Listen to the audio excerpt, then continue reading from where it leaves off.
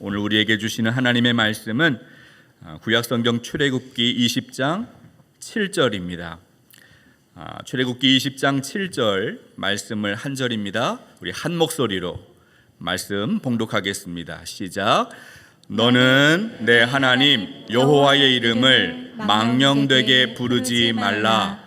여호와는 그의 이름을 망령되게 부르는 자를 죄 없다 하지 아니하리라. 아멘. 우리는 매주 수요 예배 시간마다 십계명을 배우고 또 십계명의 의미를 함께 생각해 보고 있습니다. 첫 번째 제1계명에서 강조한 것은 나 외는 이라는 표현이었습니다. 하나님의 얼굴 앞에서 다른 어떤 신도 그 사이에 두지 말라라는 뜻이라고 설명했습니다. 하나님과 우리 사이에 어떤 신도 끼어들지 못하도록 하라라는 뜻입니다. 왜 그렇습니까? 하나님이 우리를 구원하셨기 때문에, 하나님이 우리에게 특별한 사랑을, 특별한 은혜를 베풀어 주셨기 때문에 그 사랑, 그 은혜를 경험한 우리는 하나님과 우리 사이에 다른 어떤 신도, 아무리 우리를 유혹하고 매력적인 신이 우리를 그렇게 이끈다 할지라도 속지 말고 하나님과 우리 사이에 어떤 신도 틈타지 않게 해야 한다. 오직 하나님만 섬겨야 한다. 그것이 마땅하다라는 것이 첫 번째 계명에서 나누었던 말씀입니다. 두 번째 계명, 제2계명에서 강조한 것이 무엇이죠? 새긴 우상. 여기서 말하는 새긴 우상은 하나님을 형상화하지 말라. 우리가 믿고 있는 그 하나님을 우리의 마음대로, 우리의 구미에 맞게 우리를 위하여 만들지 말라는 거예요. 자기 취향대로, 자기 생각대로, 자기 방법대로 하나님을 믿으면 안 된다. 그렇게 해석을 했습니다. 왜 그렇습니까? 그 이유는 하나님은 우리가 어떻게 바꿀 수 있는 그런 어떤 대상이 아니라는 거예요.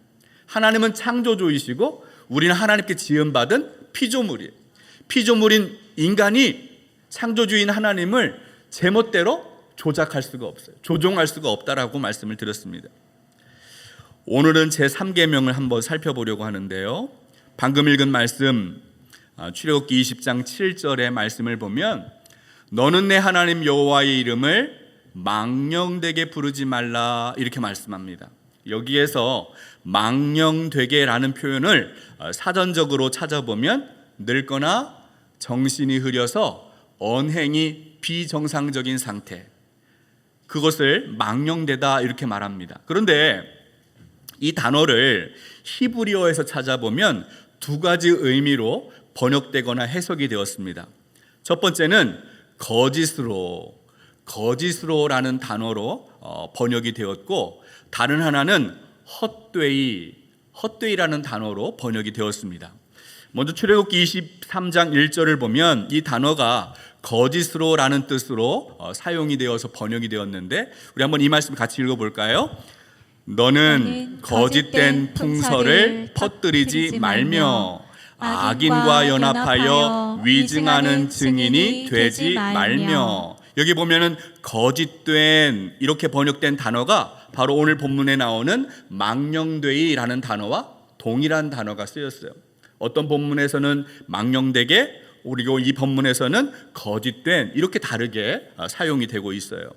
그런데 시편 127편 1절을 보면 이 단어를 헛되이라고 번역하고 있습니다. 한번 우리 말씀 같이 읽어보겠습니다.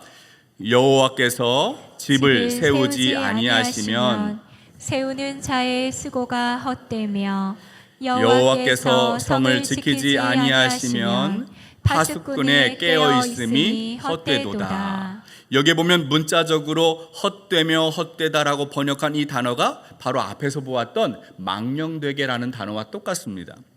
두 가지로 말씀드렸습니다. 첫 번째는 거짓으로 하나님의 이름을 말하지 말라라는 뜻으로 해석할 수도 있고, 두 번째는 헛되게 하나님의 이름을 말하지 말라라는 뜻으로도 해석할 수 있다라는 거예요. 그런데 이 첫 번째 거짓으로 하나님의 이름을 말하지 말라는 의미는 보통 법정에서 위증할 때 사용합니다. 레위기 19장 12절 말씀 한번 같이 읽어보겠습니다. 19장 12절 함께 읽습니다. 너희는 내 이름으로 거짓 맹세함으로 내 하나님의 이름을 욕되게 하지 말라. 나는 여호와이니라. 아멘. 여러분, 여기서 법정에서 하나님의 이름으로 거짓 맹세하여서 하나님의 이름을 욕되게 하지 말라라고 말하는데, 법정에서 거짓말하지 말라는 뜻으로 해석할 수 있죠. 그런데 제9계명을 보면 제9계명의 말씀이 뭐죠? 너의 이웃에 대하여 거짓 증거하지 말라.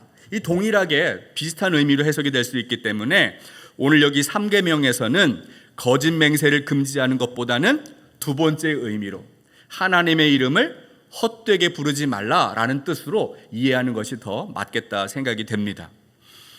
여러분 잘 아시는 것처럼 고대 이스라엘에서는 이름이 아주 중요했어요. 이름은 그 사람의 모든 정보를, 그 사람의 성품, 그 사람의 인격, 그 사람의 정체성, 아이덴티티를 담고 있는 것이 그 사람의 이름이에요. 그 사람을 이름 부르기 위해서, 어떤 사람을 지칭하기 위해서 이름을 부르는 것이 아니라 그 이름 안에는 그 사람의 운명이, 때로는 하나님이 맡겨주신 사명이 그 이름 안에 담겨져 있습니다. 예를 들어서 여러분 엘리야, 선지자 엘리야 아시죠? 이 엘리야의 이름의 뜻이 뭘까요? 나의 하나님은 여호와이시다.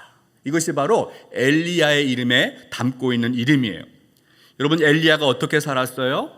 엘리야가 사역할 때 이스라엘은 하나님도 섬기고 바알도 섬겼어요.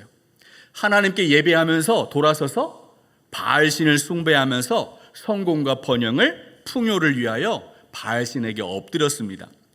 종교 혼합주의가 심각한 세상에서 엘리야는 바알의 선지자, 아세라의 선지자 850명과 대결합니다. 우리가 잘 알고 있는 유명한 갈멜산 사건이죠. 여러분 이때 선지자 엘리야가 선포한 내용을 기억하십니까? 뭐라고 이야기합니까? 살아계신 하나님은 오직 야훼 하나님밖에 없다. 하나님만이, 야훼 하나님만이 진짜 하나님이시다, 참 하나님이시다, 이것을 선포하는 것이 엘리야의 사명이었어요. 엘리야의 이름 안에 그의 역할, 그의 사명이 담겨 있어요. 하나님이 주신 사명이 그의 이름 안에 포함되어 있습니다. 마찬가지로 하나님의 이름 안에는 하나님의 실체가, 하나님의 본질이, 하나님의 본성이 담겨져 있습니다. 그래서 사람이 하나님의 이름을 함부로 헛되게 부르면 될까요? 안 될까요? 안 된다는 거예요.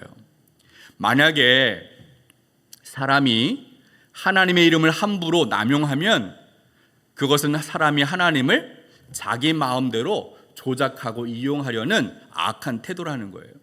그래서 3계명에서 인간이 자기 마음대로 하나님을 도구처럼, 수단처럼 사용하는 것을 금지하고 있다라고 이해할 수 있습니다. 여러분, 우리가 신앙 고백, 하나님을 믿을 때 신앙 고백을 합니다. 그런데 하나님을 믿지 않고 다른 신을 섬기는 사람들은 신앙 고백이 아니라 뭘 하죠? 주술을 외워요. 주술을. 여러분, 신앙 고백과 주술은 어떤 차이점이 있을까요? 신앙 고백은 우리가 하나님을 향한 믿음을 고백하는 거예요. 하나님을 찬양하고 하나님의 영광을 높이는 것, 우리의 신앙을 고백하는 거죠. 근데 반면에 주술은 뭡니까? 똑같은 말을 반복하면서 신의 힘을 빌어서, 이용해서 자기가 원하는 것을 이루고 싶어 하는 거예요. 뭐 남녀호랑객교인가요? 반복해서 그 말을 하는 거예요. 반복해서 그 말을, 뭐 이상한 말을 계속해서 반복해요. 이런 것을 주술이라고 말하는 거예요. 왜 그렇게 반복할까요? 이런 말을 반복해서 주술을 말해서 주문을 외워서 내가 원하는 것을 이루고 싶어서 신을 이용하려는 거예요.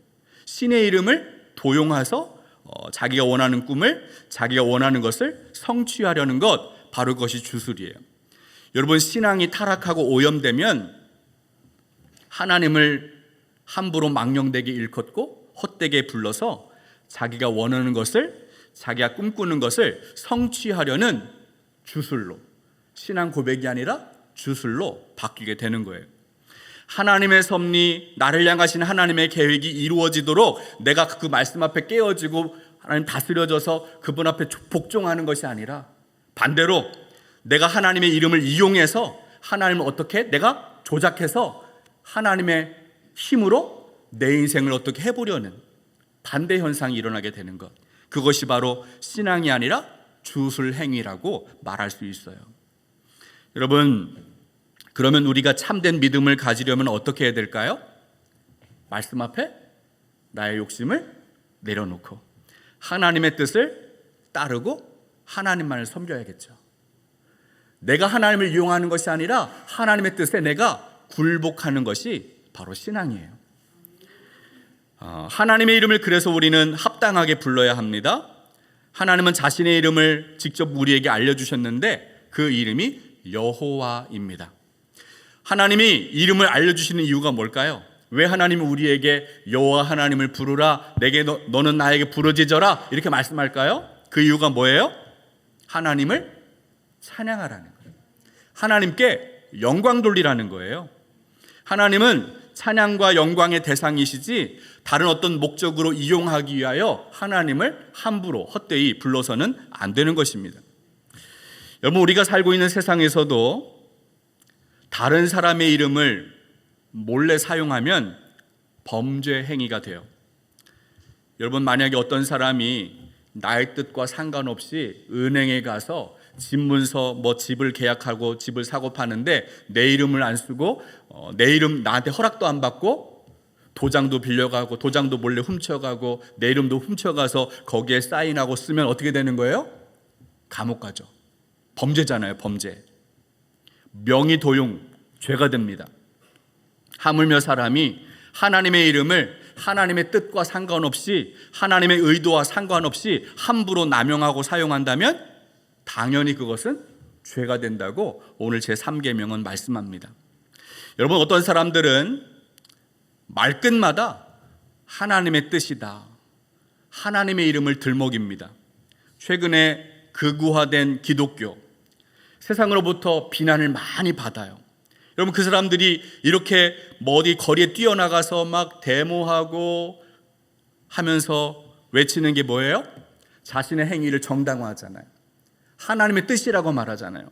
과연 정말 하나님의 뜻일까요? 여러분, 한국 교회의 중요한 문제 중에 하나가 세습, 교회 세습인데 교인들이 반대해요. 그런데 목사가 일방적으로 밀어붙입니다. 그러면서 뭐라고 이야기합니까? 하나님이 그렇게 하라고 했다고, 하나님 뜻이라고. 그러면서 하나님의 이름을, 하나님의 뜻을 함부로 헛되게 사용합니다. 사람들은 하나님의 이름을 빌려서 자기의 욕심을 채우려고 해요. 때로는 자기도 모르게 하나님이 받으셔야 할 영광을 자기가 가로채려고 할 때도 있어요. 하나님이 이루신 일을, 하나님이 행하신 일들을 마치 자기의 힘으로 성취한 것처럼 자신을 자랑하고 높이고 하나님의 영광을 가로채고 도적질하는 것이죠. 여러분, 이런 모든 행위가 바로 하나님의 이름을 헛되게 부르는, 하나님의 이름을 망령되게 사용하는 것입니다. 여러분, 혹시 여호수아 착각 증후군이라는 말을 들어보셨어요? 들어보셨습니까? 다른 사람의 인격을 함부로 짓밟고 하나님의 일을 한다고 착각하는 사람들, 때로는 전쟁을 일으키면서 하나님이 이 일을 하고 있다라고 주장하는 사람들이 있어요. 자기의 일에, 자기의 욕심에 하나님의 이름을 갖다가 붙이면 그것이 마치 하나님의 일이 되는 것처럼 착각하는 사람들이 있습니다. 구약 성경을 보면 여호수아라는 사람이 나와요. 그 사람이 어떤 사람입니까? 하나님의 명령을 받아서 가나안 땅에 들어가서 그 땅을 공격하고 차지한 사람, 점령한 사람이에요. 여러분, 여호수아는 하나님의 거룩한 전쟁을 이끌었던 하나님의 종이었어요. 그가 수행한 모든 전쟁은 하나님의 뜻이었고 하나님의 명령이었어요. 그런데 여러분, 이 전쟁은 여호수아 시대에만 적용될 수 있습니다. 여호수아 시대에만 가능했던 전쟁이에요. 성경은 그 이후의 영토 확장을 위해서 다윗이 벌였던 전쟁을 거룩한 전쟁이라고 말하지 않아요. 그런데 여러분, 최근에 세계 곳곳에서도 전쟁이 벌어지잖아요. 러시아와 우크라이나가 싸우고 하마스와 이스라엘이 전쟁을 합니다. 여러분, 그들은 여호수아가 아니에요. 지금 이 시대는 여호수아의 시대와 전혀 다릅니다. 어떤 사람들은 그럼에도 불구하고 자기의 전쟁을 미화하고 정당화하는 거예요. 마치 자기가 여호수아가 된 것처럼, 하나님이 시켜서 하는 것처럼 그렇게 함부로 다른 사람들을 학살하는 거예요. 이런 사람들을 가리켜서 여호수아 착각 증후군 이렇게 말합니다. 환자들인 거죠, 환자. 여러분, 이런 사람들의 특징이 뭡니까? 전쟁을 일으키면서 하나님의 뜻이라고 말한다는 거예요. 상대방을 멸절시켜야 할 가나안 족속이라고 여기고 학대하는 거예요. 함부로 죽이는 거죠. 겉으로는 하나님의 이름을 들먹이지만 속으로는 하나님의 이름을 함부로 헛되이 부르고 자기의 욕망을 이루기 위해서 하나님을 수단으로 삼는 것입니다. 바로 이것이 제3계명을 어기는 죄입니다. 기독교 역사에는 부끄러운 역사가 있는데, 중세시대에 십자군 전쟁이 있었어요. 예루살렘 성지가 이슬람, 무슬림에게 점령이 되었을 때 이 기독교 성지를 탈환하기 위해서 하나님의 이름으로 곳곳에서 모여든 사람들, 바로 그들이 십자군입니다. 여러분, 이 사람들은 하나님의 이름을 내세워서 수많은 사람들을 죽였어요. 그러나 이 전쟁은 거룩한 전쟁이 아니에요. 불의한 전쟁, 하나님의 뜻과는 상관없는 자기의 욕망이 투영된 나쁜 전쟁이었어요. 제2차 세계대전 때 독일이 기독교 국가인데요, 독일의 나치 군인들이 군복에다가 구호를 새기고 전투모에다가 이렇게 Gott mit uns 쓰고 전쟁에 나갔어요. 무슨 뜻이냐면 하나님은 우리와 함께 하신다. 전쟁을 나가서 싸우는 사람들이, 군인들이 자신을 보호해달라고 하나님은 내 편이시다, 하나님은 우리와 함께 하신다, 이렇게 전투모에다가 군복에다가 새겨놓고 나가서 싸우는 거예요. 그들의 전쟁은 하나님의 뜻과는 상관없잖아요. 2차 세계대전 때 말이죠. 정복을 위한, 자기 욕망을 위한 나치의, 히틀러의 잘못된 전쟁인데, 그렇게 하면서 수많은 유대인들을 학살합니다.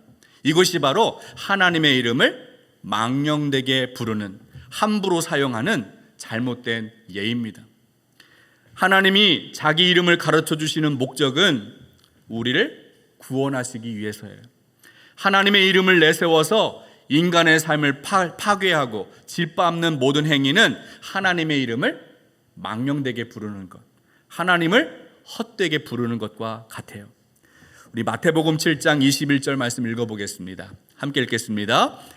나더러 주여 주여 하는 자마다 다 천국에 들어갈 것이 아니요 다만 하늘에 계신 내 아버지의 뜻대로 행하는 자라야 들어가리라.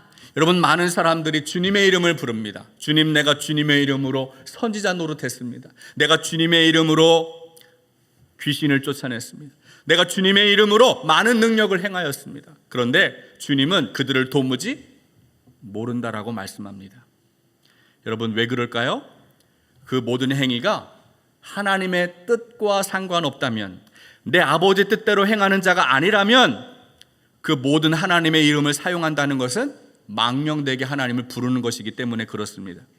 아무리 주님의 이름을 많이 부른다 할지라도, 목이 터진다 할지라도 그렇게 불러도 천국에 들어갈 수가 없어요. 왜 그렇습니까? 하나님의 뜻과 상관없기 때문이에요. 여러분, 사실 유대인들이 하나님의 이름을 망령되게 부르지 말라라는 이 계명을 굉장히 두려워했어요. 정말 중요하게 생각했습니다. 그래서 혹시 이 유대인들이, 서기관들이 성경을 옮겨 적을 때 하나님의 이름을 잘못 부를까 봐 성경에서 하나님의 이름이 나올 때마다, 야훼라는 이름이 나올 때마다 아도나이, 하늘에 계신 분, 또는 그 이름, 이렇게 바꾸어서 불렀습니다. 여러분, 오늘날도 우리가 여호와라는 이름을 부르는데 이 말은 후대 성경학자들이 연구를 통해서 찾아낸 이름입니다. 여러분, 유대인들이 왜 그렇게 했을까요? 하나님의 이름을 왜 그렇게 함부로 부르지 못했을까요? 성경을 옮겨 적을 때마다 이 야훼라는 글자가 나오면 그것을 읽지 않고 그냥 넘어가는 거예요. 그들이 글자를 몰라서겠어요? 히브리어를 몰라서 그렇게 하겠습니까? 그것이 아니에요. 성경에 나와 있는 십계명에 있는 하나님의 이름을 망령되게 부르는 것이 죄라고 되어 있기 때문에 그렇게 혹시 자신이 함부로 부를까 봐 그게 두려워서 그렇게 그 야훼라는 이름을 함부로 부르지 못했다는 거예요. 야훼라는 글씨를 쓸 때마다 그들은 옮겨 적는 것을 잠시 멈추고 몸을 씻고 목욕 재개하고 잉크를 새로 바꾸어서 두렵고 떨리는 마음으로 그 글씨를 썼다고 합니다. 한자 한자 두렵고 떨리는 마음으로 그 야훼라는 이름을 썼던 거예요. 여러분, 그러나 시대가 바뀌었죠. 우리는 예수 그리스도의 은혜로 구원받았고 하나님을 아빠 아버지라고 부를 수 있는 자격, 특권을 얻었어요. 하나님의 은혜입니다. 사도 바울이 말합니다. 누구든지 주님의 이름을 부르는 자는 구원을 얻으리라. 주님의 이름을 부르면 구원을 받는다라고 선포했어요. 하나님의 은혜입니다. 그런데 이 하나님의 이름을 우리가 마음껏 자유롭게 부를 수 있다고 해서 하나님의 은혜를 망각하고 그 이름을 나의 욕망을 이루기 위한 수단으로, 나의 꿈을 이루기 위한 욕망의 대상으로 하나님을 헛되게 부르면 안 된다라는 거죠. 하나님을 찬양하고 하나님께 영광 돌리기 위하여 그것을 하나님의 이름을 불러야지 잘못 사용하면 안 됩니다. 그래서 우리가 하나님의 이름을 부를 수 있는 자격을 얻게 된 것, 그 은혜를 입게 된 것은 하나님의 이름에 합당한 삶을 살아야 할 책임과 의무도 주어지는 거예요. 하나님의 자녀가 되었고 하나님의 이름을 마음껏 자유롭게 부를 수 있게 되었다는 것은 하나님의 자녀답게 살아가라는 뜻이에요. 반대로 세상으로부터 조롱받고 비난받고 그렇게 하나님의 이름을 더럽힌다면 그것은 하나님의 이름을 부르고 있지만 하나님을 망령되게 부르는, 하나님을 헛되게 부르는 잘못된 제3계명을 어기는 행위라는 것을 기억해야 합니다. 제3계명은 그래서 뭐뭐 하지 말라라는 금지의 명령, 부정 명령이기도 하지만 너는 내 하나님 여호와의 이름을 합당하게 불러라. 하나님의 이름에 합당한 삶을 살아라. 그 거룩하신 이름에 어울리는 하나님 기뻐하시는 삶을 살라라고 하는 긍정 명령으로 우리는 들을 수도 있어요. 사랑하는 여러분, 오늘 우리가 제3계명 너는 내 하나님 여호와의 이름을 망령되게 부르지 말라라는 내용을 함께 살펴보았습니다. 망령되게 부르지 말라. 이 망령되게라는 표현이 무엇이라고 말씀드렸습니까? 하나님의 이름을 헛되게, 함부로 부르지 말라는 거예요. 하나님의 이름을 함부로 사용해서 자기 욕망, 자기 꿈을 이루기 위한 수단처럼 하나님을 조작하거나 하나님을 조종하려는 악한 태도를 버리라는 거예요. 왜냐하면 하나님은 우리가 이용할 수 있는 그런 이용의 대상이 아니에요. 하나님은 창조주이시고 도구나 수단처럼 사용되시는 분이 아니라는 거죠. 바로 그런 것이 하나님의 이름을 망령되게 부르는 태도입니다. 여러분, 우리가 하나님의 이름을, 하나님 아버지를 친밀하게 부를 수 있게 된 것 하나님의 은혜인데 이 은혜를 기억하고 하나님의 자녀답게 하나님의 이름에 합당하게 부르고 하나님 앞에 그렇게 살아갈 수 있는 여러분들 되시기를 주님의 이름으로 축복합니다. 하나님 아버지, 거룩하신 주님의 이름을 찬송합니다. 부족하고 연약한 우리를 하나님 자녀 삼아 주시고 놀라운 구원의 은혜 베풀어 주시니 감사합니다. 그 은혜를 기억하며 하나님의 이름에 합당한 삶을 살아내도록 인도하여 주옵소서. 주님의 거룩한 이름을 망령되게 헛되이 부르지 않게 하여 주시고 오직 주님께만 모든 영광을 찬송을 드리는 삶을 살아내도록 인도하여 주옵소서. 이제는 우리 주 예수 그리스도의 크신 은혜와 하나님의 놀라우신 사랑과 성령의 감화 감동 충만하신 역사가 거룩하신 주님의 이름에 합당한 영광과 찬송을 올려드리기를 소망하며 다짐하는 우리 중앙성결교회 모든 성도 위에 지금부터 영원토록 함께하여 주시길 간절히 축원하옵나이다. 아멘.